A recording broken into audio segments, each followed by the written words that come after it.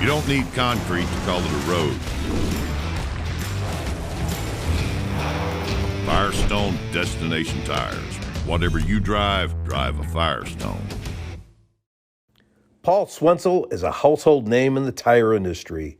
He and his business partner Don Schneider founded S&S Tire in 1974. They started out wholesaling tires out of a 9,000 square foot warehouse in Lexington, Kentucky. But since then, the business has grown to 12 distribution centers across 10 states, 20 commercial truck centers, 3 retreading plants, and 3 retail locations. Paul is also known in the industry for investing in other independent tire businesses and has grown his own business into a successful 3-generation family-owned operation.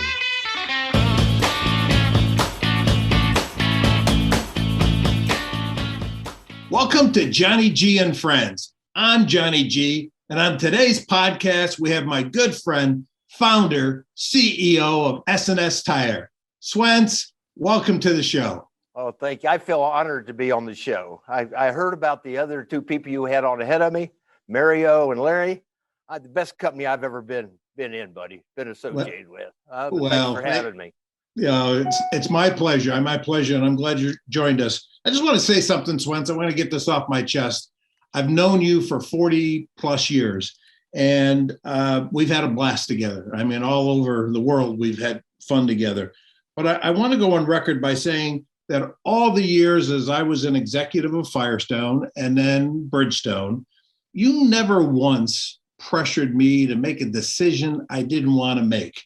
In other words, you'd pick up the phone and call me and you go, hey, I know you're a busy guy. I don't want to bother you, but I think maybe I got this little issue or maybe you could help me out. And you know what? I really respected you for that because you never put me in a position that made me feel uncomfortable. So I really appreciate that.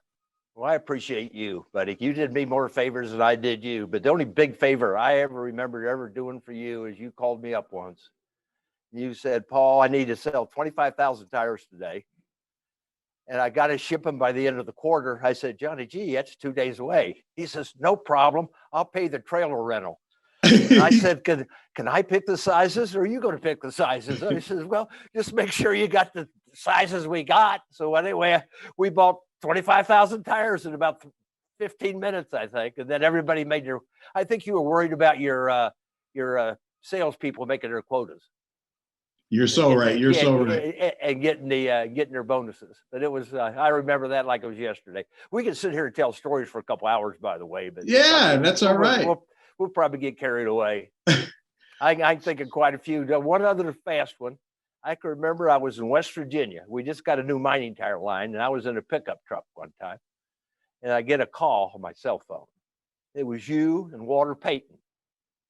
And you said, we've got to raise $200,000 in 2 hours for a charity.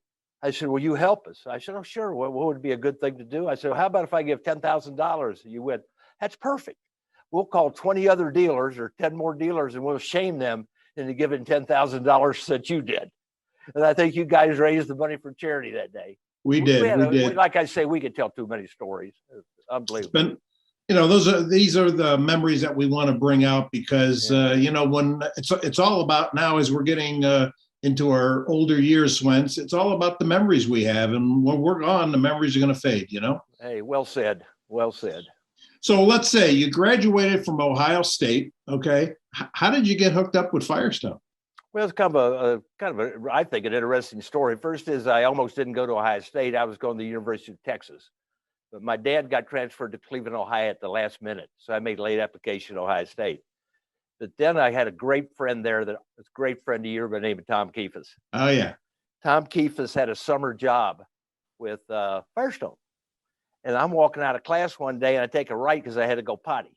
and I run into Keefus. He said, they got the Firestone people were coming here to interview. You want me to sign you up? I went, yeah, go ahead.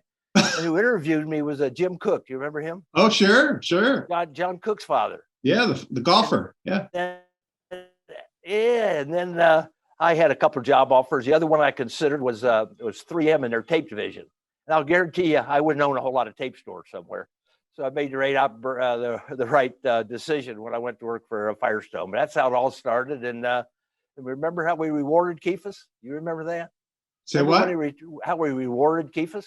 Oh yeah, I think you got him something on 4 wheels with tires and stuff, The right? first thing, we had a big party at my house, and we had, I think, the chairman of the board. I think Lampy was there. Yeah. Emily was there. They were all there, and I came out and presented him with an old lawnmower, telling him he had time to mow the grass. Then Brooks drove out of the garage in a new SUV with a big red ribbon around it. I remember that. Keith was a little bit on the tight side, but he was captain of the Ohio State football team, so he was a tough guy. But he still had a tear in his eye when he saw that car. Oh yeah, no, those are memories. Well, you're a class guy for doing that, and he really appreciated that. I remember that day like it was yesterday. So let's see. You and Don Schneider started the business in, I believe, 1974. Correct. And you also had a relationship with Paul Zurcher. Can you talk about that? Well, what happened with that particular relationship was, first, when I was a Firestone trainee, remember the junior executive training class? That was the same thing as low man on the totem pole, if you remember right. My first job was to go to Cleveland, Ohio, and Don Schneider was the store supervisor, so I traveled with Don. Then I got transferred to Terre Haute, Indiana. He got transferred to Indianapolis to be in charge of dealer sales. Well, he had a strong relationship with Paul. So when we decided to go into business for ourselves, Don and Paul had a tremendous amount of respect for each other. It was Don's connection, not mine. But anyway, so we then we called an old friend of yours. Paul said, "Yeah, go for it, boys." Jack Gallagher. Oh, sure. So he said, "Hey, we want to go into the tire business, Jack." And he said, "Well, let me get back to you." He called the next day and gave us 4 cities. "I'd like you to go into one of these 4 cities." And we were a little familiar with Lexington, and thank God we picked Lexington. And so then we started the business, and I can remember signing a note for $50,000. I remember that was yesterday. I went, "Gee whiz, boy, we're in a deep hole here, boys. We gotta sell our way out of it." But that's how that all started. That's a great story. Well, and you've helped so many other people get involved in business also, and I think maybe went ahead and paid forward, so to speak. Yes. Oh yeah, that's correct. And most of those people were ex-Firestone store managers, which I had a strong relationship with. And they called up and said, I knew they were really strong operators. They called up and said, "We'd like to go into business for ourselves," like, Jerry Browning. Sure. Chili. They called up and said they wanted to go in the wholesale business. And they said, "Well, we got to find a wholesale place for us to buy." Well, a couple of days later, until this little wholesale place in Knoxville, Tennessee came on the market. We drove down there and bought it. Everything just kind of fell together, huh? Oh yeah, just a lot of luck in it. Yeah. So what's been your biggest challenges? You've been in this business for almost 50 years. What, if you look back, I mean, I'm sure you've got a lot of different things you could talk about, but what would you narrow it down as your biggest challenges in the tire business? Oh, I don't know if I ever thought that we had any that were hard to overcome. I think as long as you have strong relationships, those challenges pretty much get managed. So let's talk about relationships. How important is that in the tire business? Oh, I think it's just unbelievable. And you and I grew up in the time when relationships were just unbelievable. I mean, nowadays, a lot of times these companies promote people from outside. They bring them in. But you guys had stayed in the supplier end of the business. We knew each other when we had little jobs, and I knew you had a middle job, then I knew you when you had the big job. But we just grew up together in it, and then the relationships, it was more than just a business relationship. And another good friend of ours, you remember Tom Reese? Sure. If you're the king of relationships, he's a strong second, okay? Yeah. Oh, yeah. Wasn't he was president of General Tire. Yeah. And he decided to get rid of all of their commercial truck tire centers and retail stores. He called Don, me, and Paul Zurcher. We had our choice of them. So, that's just a relationship. He could have called anybody. Sure. So we bought 4 or 5 stores. Yeah. Relationships are unbelievable. Yeah. TJ was one of my great bosses over the years, and I hate to see him lose Firestone after 25 years. I still remember the day he called me. I was down in Orlando at Disney World, and it was early in the morning, and I answered the phone. You're on vacation, and he started to read me this letter of resignation, and I go, "Who's resigning?" He goes, "I am." I go, "Oh no, don't." Oh Lord.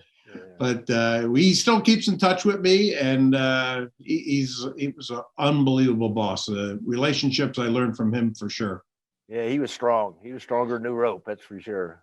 So, Swentz, there's only a small portion of businesses in this world that survive 3 generations. You and your sons, and now your grandsons, have accomplished this. Can you speak to that?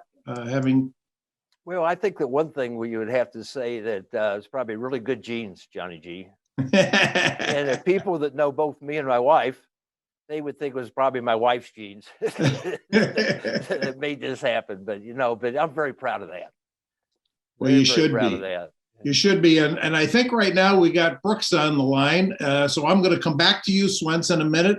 Brooksy, Are you there? Hey, Johnny G, what's happening? Hey, welcome to Johnny G and Friends. Thanks for having me. Yeah. So, Brooks, I've known you since you started in this business many moons ago. You used to come out on little dealer meeting trips and play golf and whatever. So can you describe S&S Tire today? Tell me about your business operation and whatever. Yeah, absolutely. I mean, it's obviously morphed. It's obviously changed. We're up to 12 distribution centers. We handle about 15 states. We've got, hold on, I wrote it down here. Sorry. I got to make sure I got my notes right.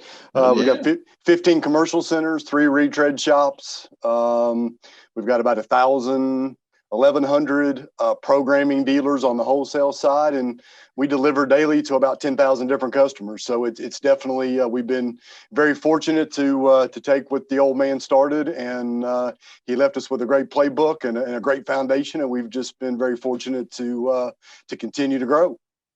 So how do you keep that relationship thing that your dad started and now you're bringing into the business with let's just say with the customers? How do you do that? My opinion is the customer relationship, I think, is much easier now than the distributor manufacturer relationship. Guys like you, are far and few between, and you guys retired and took all your money and ran off to the desert. So I don't blame you for it. But at the same time, we're very customer focused. We still try to maintain the small family owned business, but we've kind of morphed into a much larger company. I think with the manufacturers, what we talk about in our sales meeting with our management team is we have to remain relevant. And I think we have to be relevant to the manufacturer and what they're trying to accomplish for their plans. And then we've got to be relevant to the customer. Well, that's very well said. So been working with your dad for what, 25 years, would you say? 30? Maybe 20. I mean, you don't tell your age. Yeah, okay. But what would you say you learned from your dad? Anything about business or anything about life? Is this off the record or is this on the record? Well, this is a family show, so. Oh, it's a family show. Okay, all right. Well, most of what I learned then I won't talk about. No, I'm just kidding. I mean, at the simplest form. I mean, I think from a very young age it was work hard and play hard. I mean, Dad always was working hard, but whether it was golfing or with you guys on a trip or a dealer trip or, hanging out with the customers, I mean, he really enjoyed all that as well. And yes, we were working during all that, but at the same time, we were able to play and enjoy and get to know everybody on a different level. And that almost makes it feel like it's not work when you do that, when you're working hard. You just got to surround yourself with good people and just enjoy what you do day in and day out. And he taught us that very, very well. He did a great job on that. So you have 2 sons in the business, correct? Austin and Brock? Yep, 4 total boys, and Brock's the oldest. He's in the business. And then Austin graduated a year or so ago from Ole Miss, and he's now living in Nashville in the commercial business. So it's like Dad said, he's very proud, I think the word he used, to have us all, and, for it to go to a 3rd generation and Brock and Austin are much smarter than their old man, not their grandpa, but their old man. So, I think we're going to set ourselves up pretty well for a 3rd and hopefully a 4th generation and just continue to see the growth. Well, that's awesome. So listen, I think I've got Brock on the phone here also, or on the podcast. Brock, are you there? I am. Hey, Johnny G. Hey, how you doing, Brock? Good, doing good. So talk to me. I heard you have the toughest job at S&S Tire, the supply chain management. And I know when I left Bridgestone 13 years ago, my toughest challenge was, everybody always thought, about back orders, and it probably didn't get easier after the pandemic. So describe how you do the supply chain thing for S&S Tire. Yeah, I've been doing it for about 8 years now. And like you said, it certainly has its challenges. And I think the last year has been the hardest for sure. So, we stock about 500,000 tires at a time. And to order all that for all the locations that we have and keep those coming is something I'm proud that we've been able to do in my team, but always room for improvement, that's for sure. And we work closely with the manufacturers and collaborate with them to try to get everything we need. So are you spearheading all of those relationships with manufacturers then? Yeah, I have a lot to do with them at certain levels, and we have a lot of manufacturers now have their own group of supply chain team that we work real closely with to find everything that we need on a daily basis, and it's really nice to have that support at that level. So, as a third generation Brock, why did you decide to get involved in the S&S Tire world? I started in retail when I was in college and just kind of learning the ropes a little bit. And I think for me, it was a good way. I like business. I like doing that. And, I get to see the people who come into the store and get tires put on that, dad and grandpa serviced decades ago and their kids and everything. So, you talk about the third generation. I think that's a driving force for myself and my brother to continue that on and keep it going. So it's fun to work with family most of the time. So we have a good time doing it. That's awesome. That's awesome. So I'm going to ask you the same question, but I'm going to give you a two-part question. I'm not only going to ask you what you learned from your dad, but what you learned from your dad and what you learned from your grandpa.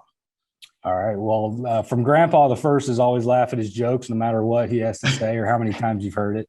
That'd be number one. And I think, in seriousness, for my dad, he's taught me that, we always got to be moving forward. I think things are always changing, and he's changed a lot since he's been in business. And, we always got to look at the next thing to stay relevant with our customers and have great service and great supply and just be relevant with them and continue that. And I think for grandpa, you guys talk on a lot, but it's the relationships part of it. And it's different for me. I got a lot of new people and, grandsons and granddaughters that are taking over from decades ago. And, it's up to me and my brother to, develop those relationships and get to know those folks and continue that business partnership for many, many years.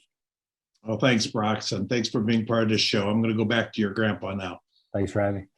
Swentzel, are you still there? I'm there. All right. So I said earlier in the podcast that we have had a blast together over the years. Any kind of stories you want to share with our audience here of anything that pops up in your mind of, any fun things that we did? Oh my God! Just family show. This is a family show. Family show. No, I can remember one of the only thing that kind of got me a little irritated, Johnny G, was you had Larry Morgan on ahead of me. Yeah. And I got to thinking about that. He had probably maybe 700-800 more stores than I had, so I got over that irritation. But when we won that golf tournament, who's the guy that chipped in for Eagle on the hole with the stroke? That was the big impetus to get us that trophy. Was it Larry Morgan? No, wasn't Larry Morgan. But let's describe this. This is the Springhouse, Nashville, Tennessee Senior Oh, Open. yeah. And Vince Gill was tied with us for first place with a couple of holes to go. Right. And you were out of the hole. Larry was out of the hole. I think Orland Wolford was our other guy. And I had an opportunity because I was getting a shot. And you walked up to me. Do you remember what you said? I said, hey, no, I don't really remember what I said. Here's what you said. It still sticks with me today. You said, Hey, kid, just get it close. Just get it close. That's all you said. And not only did I get it close, it went in the hole and we got the eagle and we won the tournament. That was really important because I have this beautiful trophy case at home at the time. And there wasn't any trophies in it. So I finally got my first trophy. It's still kind of empty. That trophy's still a little bit lonesome, I guess is what I'm saying. Yeah, I think that's about one or two of the only holes I ever contributed at. It was mostly you and Morgan on most of the holes. Yeah, it was fun. It was a fun time, but I could go forever about our relationships. But we talk about relationships. There's one thing I got to give you a compliment on.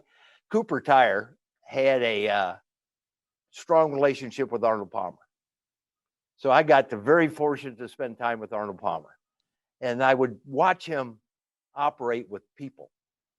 Whoever he talked to, I know that person felt it was the most important person in the world, the Arnold Palmer, at that particular moment. He looked at them in the eye, shook their hand, didn't run away from the conversation. And I kind of remember that in Las Vegas when you had the 5,000 people out there. I think it was 5,000, wasn't it? Yep, exactly. And I can remember telling you, I said, we spent a lot of time together. You know how much it would mean for you to get together with some of the smaller guys that don't get to see you. I'll guarantee you would talk to a small dealer and you would do the same thing. You'd look him in the eye, and that thing, at that particular moment in life, that guy thought he was the most important dealer in the United States.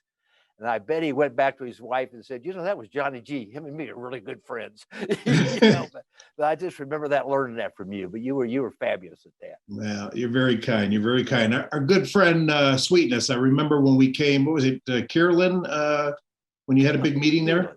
Keeneland. Yeah. Yeah. The one at Keeneland is where Water was autographed in little footballs and throw them around. And he had this one dealer, big dealer, came up and said, if I met you in the hole, what chance would I have of tackling you? And he had this little buddy with him, and Walter walked around him and looked at his teeth and grabbed his butt and looked at his thighs, and he looked him in the eye. And he went, no chance at all. So the guy turned around to his little buddy and went, no chance at all. But we could tell stories forever. I mean, unbelievable times together. Last question, Swentz. Now that you're kind of semi-retired, I know you're still going to board meetings and what have you. What would you consider your main contributions to S&S Tire today? Well, I not much, to be quite honest with you. They take care of it. We got Brock and got Austin. You got Brooks. They do a great job on taking stuff, and the business has got a lot more IT. And I'll be honest with you, I'm not an IT guy, but sometimes they talk a language which I don't know, and they put a great team together. You got another good friend of yours, for example, Rick Skinner. Oh yeah, Rick Skinner ran, I think, marketing for all North America for the commercial division, and a strong finance thing. But we almost consider him a co-partner. You know what I'm saying? But we got people like that. They've developed strong relationships with different people. But the thing that kind of keeps me going, they don't have a lot to do with my partnerships. And those are a lot smaller operation. They don't call me if they need to buy a new truck, but if they're going to do a new location or something, they do it. So I keep involved in the tire business, that way. But then I always get a kick out of their opinion of the changes. There's so many changes in the tire business. Every day, every time I walk in, I'm thinking, what's going to happen next? Like, remember when you and I were in the business, the big competition was between Firestone and Goodyear. Yeah. You can imagine Firestone and Goodyear going in the wholesale tire business together under the, I mean, stuff like that doesn't happen. But, I can remember when I heard that, you just go, golly, then the first thing I asked, Brooks and Brock, I go, what's this mean? And then I got to, ask them how it plays out, because not that I got a lot of advice, but I'm very interested to know how it plays out. And like now, would you ever think Goodyear was going to buy Cooper Tire? And both of them are very big suppliers of ours. I'm very interested in their opinion, and of course I'll throw my own 2 cents in. How that's going to work out. So it's just every day there's just the changes are unbelievable. You've been through so many, it's ungodly, I guess. Yeah. I want to end by saying, one of the fondest moments I've had is going on all your dealer trips that you had, whether it was in Aruba or whatever, because you put together such a family environment with all your customers. And Brooks or Brock talked about, 10,000 customers or whatever. I mean, when you brought your key customers together, they all, we could be playing volleyball on the beach, or we could be playing gin rummy, or having drinks at the bar. I mean, you just made a fun environment for everybody. I got a kick out of it. You'd have a customer from West Virginia that would end up being best friends with a customer's wife, the wives for Louisiana, and they would get together on the trips. Obviously, they come see each other other times during the year. But it was just fun to watch. It was a family. It was good. So I'm going to be spending till November in Nashville. I say you're in Lexington, Kentucky. I say we put a game plan together to get together and let's just enjoy each other. All right. Let's do it. We should get together at the lake house. All right. Hey. Lake Cumberland. I don't know if you remember something else. Remember when you wrote the Tire Stars program? Oh yeah, we did that at that lake house. See, that's something that nobody would even comprehend. One of the most key important ingredients to Bridgestone's, we got the affiliated dealer program over here, but what about all our distributors? And we had, I didn't want to go after your customers. And so you said, well, let's come up with a program. We went to the lake house. A couple of days later, a few gin and tonics, we put the program together. It was more than a few, but yeah, we did put the program together. All right. Well, listen, I really appreciate your time today, my friend. Stay safe. And for sure, let's get together in Nashville or Lexington or up at the lake house. Hey, that's got to happen, buddy. Can't wait. Okay. All right. Thanks, guys. Take care. Appreciate everybody.